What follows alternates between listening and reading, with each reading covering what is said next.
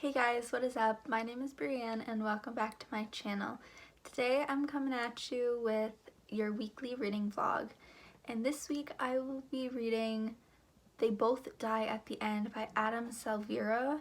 Silvera? I think that's how it's pronounced.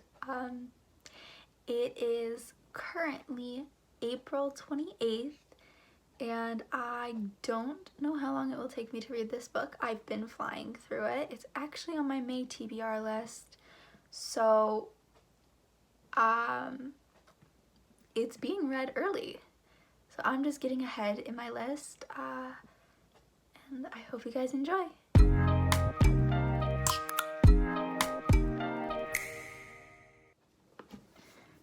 Good morning, guys. So I fell asleep last night before I was able to update you guys on what I read.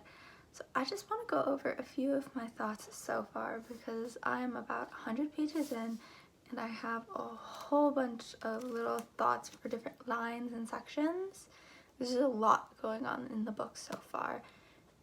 And I did not think I was going to get emotional as quick as I did in this book because in the first 20 pages I was already ready to cry.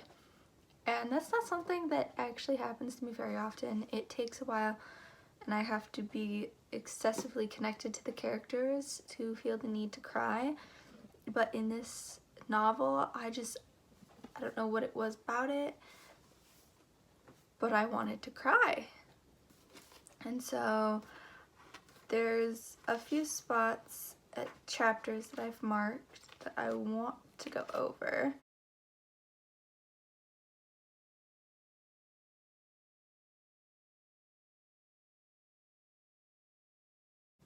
Okay, so the first real note that I made was about some of these pickup lines that they have throughout the story, because I get it, in this world they find out 24 hours before they die, like, that they're going to die. And so there's the apps for hookups and then there's apps for making a last friend. And a lot of the people who should be on the hookup site are on the last friends one. And this note was, we get some really funny pickup lines but are offensive. And a side note that I had was, is there even a way to not be offensive when flirting with someone on their death day? Because now you can't just flirt with someone and they not know they're going to die. They know they're going to die that day, and most of the times you do too, especially when you start flirting with them. So I just want to see if there's a way for somebody to flirt with a Decker who is somebody who's going to die without being offensive, because they have these lines. This is a conversation between Mateo and one of the guys he meets on the Last Friends website, and it says, you seem like a cool guy who doesn't deserve to die, so you should come over to my apartment. It'll have to be a secret though, but I have the cure to death in my pants. So this guy is legitimately trying to hook up with him and knows he's a Decker. So there's a lot of ways you could go about flirting with someone, and you really only see the negative side of that flirting so far in the book.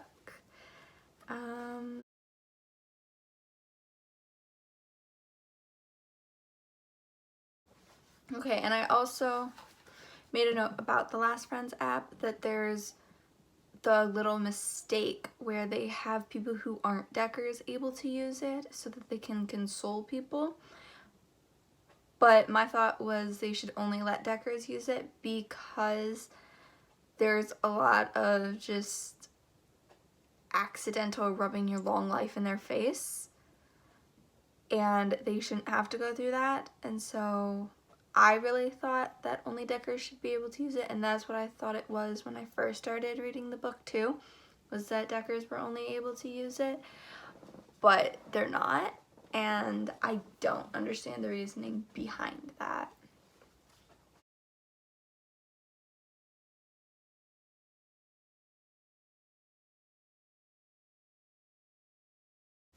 Oh, and we also get these chapters where it's not between Mateo and Rufus, it's the people around them and who we've interacted with, but never as like a main character.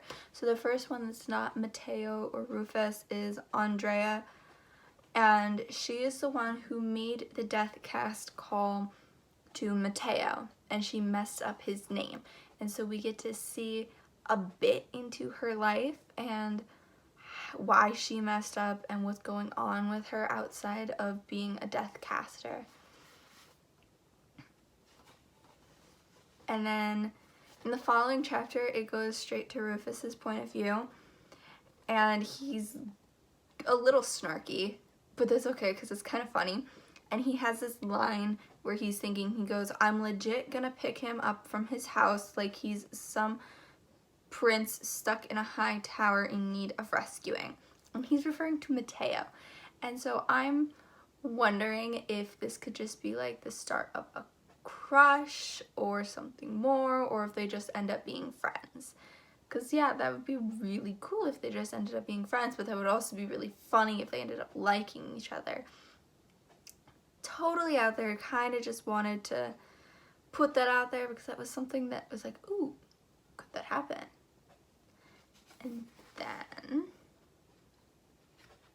And the next person who's not Mateo or Rufus is Malcolm Anthony, which is one of Rufus's friends who was with him when he beat this guy up when he got the death cast call. And it was kind of eye-opening at the end of the chapter.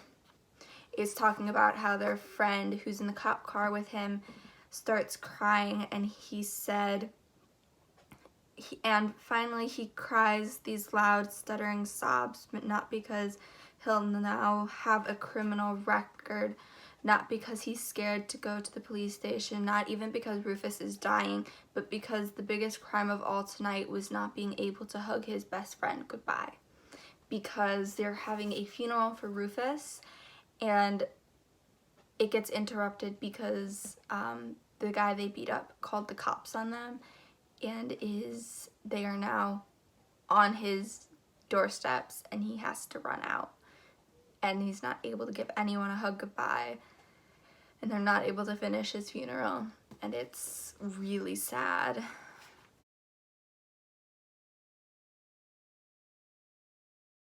And then they have this chapter where Rufus finally gets to Mateo's apartment, and they're leaving the apartment, and he sees this dead bird in the street, and Mateo just has this urge to bury the bird so that it's not out in the open and getting destroyed more. And I liked it, and the note I said is, Mateo is a sweet guy that cares for all things, especially nature.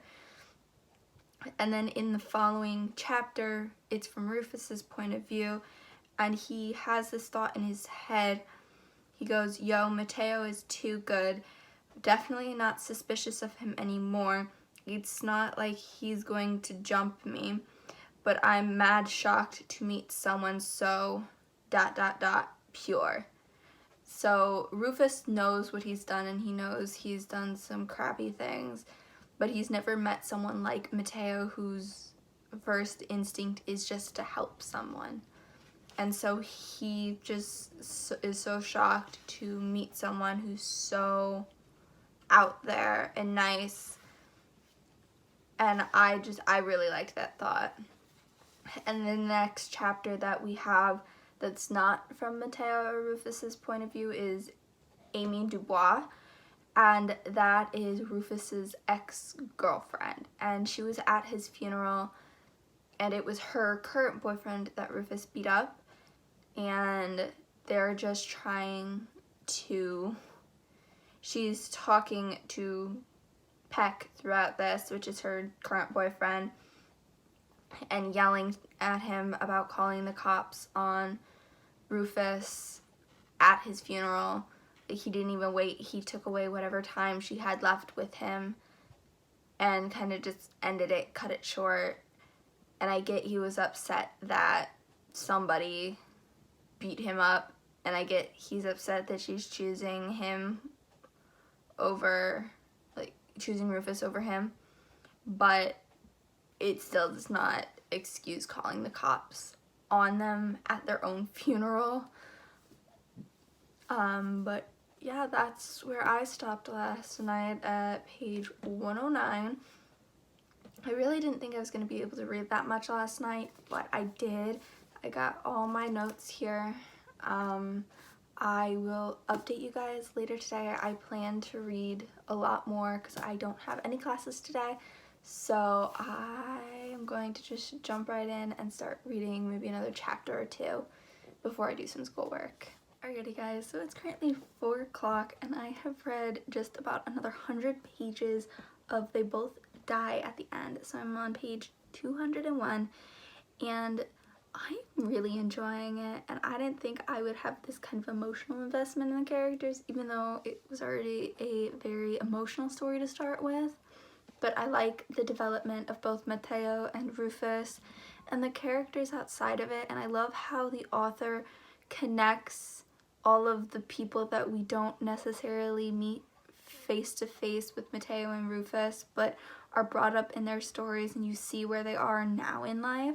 And I don't know how that's going to play out in the end, or if it's just to give us more reference to how their lives were actually connected, whether they realized it or not. But I'm really liking where it's going, and I like the friendship that's growing between Matteo and Rufus. It's very heartwarming to see because they both come from two very different kinds of lives, and just for them to get along and not have that sort of judgment towards each other and their mistakes that they've made,